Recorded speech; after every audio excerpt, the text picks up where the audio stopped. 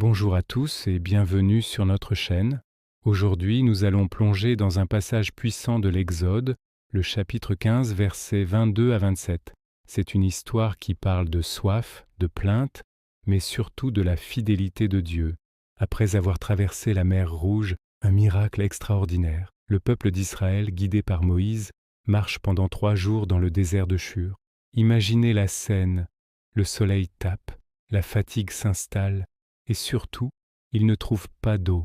La joie de la libération commence à s'estomper face à une réalité aride et difficile. Leur gorge est sèche, l'espoir diminue.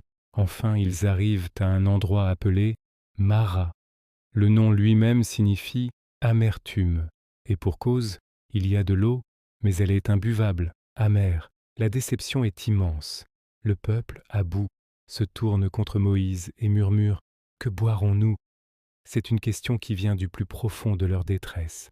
Ils viennent de voir la puissance de Dieu diviser une mer, mais maintenant, face à une eau amère, leur foi vacille. C'est tellement humain, n'est-ce pas?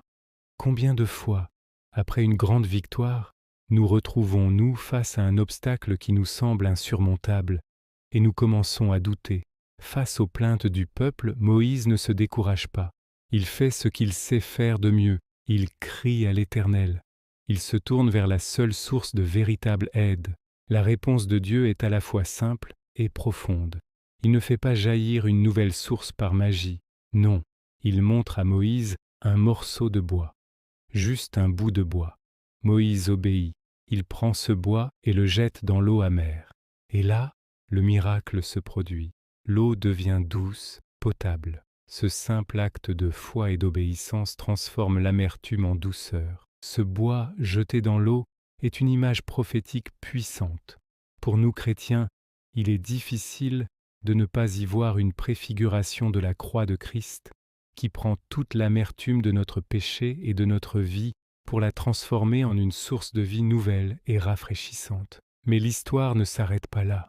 C'est à ce moment précis, à Mara, que Dieu donne au peuple une loi et une ordonnance. Il leur fait une promesse conditionnelle. Si tu écoutes attentivement la voix de l'Éternel ton Dieu, si tu fais ce qui est droit à ses yeux, si tu prêtes l'oreille à ses commandements et si tu observes toutes ses lois, je ne te frapperai d'aucune des maladies dont j'ai frappé les Égyptiens, car je suis l'Éternel, qui te guérit. Le nom de Dieu révélé ici, Yahvé Rapha, signifie l'Éternel qui guérit. Dieu ne se contente pas de guérir l'eau, il se révèle comme celui qui guérit son peuple dans tous les aspects de leur vie. Après cette épreuve et cette révélation, le voyage continue. Et regardez où Dieu les conduit ensuite, à Élim. À Élim, il n'y a pas une, mais 12 sources d'eau et 70 palmiers. C'est une oasis luxuriante, un lieu de repos et d'abondance totale. Dieu les a fait passer par l'amertume de Mara pour leur enseigner une leçon de confiance et pour se révéler à eux, avant de les conduire dans un lieu de repos et de provision parfaite. Les 12 sources correspondent aux 12 tribus d'Israël, et les 70 palmiers aux 70 anciens. C'est une image de l'ordre divin et de la provision parfaite pour tout son peuple. Quelle leçon pour nous aujourd'hui! Parfois nous traversons nos propres déserts, nos propres maras, où tout semble amer. Mais c'est précisément dans ces moments que Dieu nous invite à crier à lui. Il a le bois, la solution, souvent simple en apparence, qui peut transformer notre amertume en douceur. Il veut se révéler à nous comme Yahvé Rapha, celui qui guérit. Et soyons assurés qu'après l'épreuve de Mara, si nous restons fidèles, une oasis comme Élim nous attend, un lieu de repos, de rafraîchissement et de provisions abondantes préparées par notre Dieu. J'espère que cette méditation sur Exode 15 vous a encouragé. N'oubliez pas que même dans les moments les plus amers, Dieu est là, prêt à transformer votre situation et à vous conduire vers votre oasis. Merci de nous avoir suivis.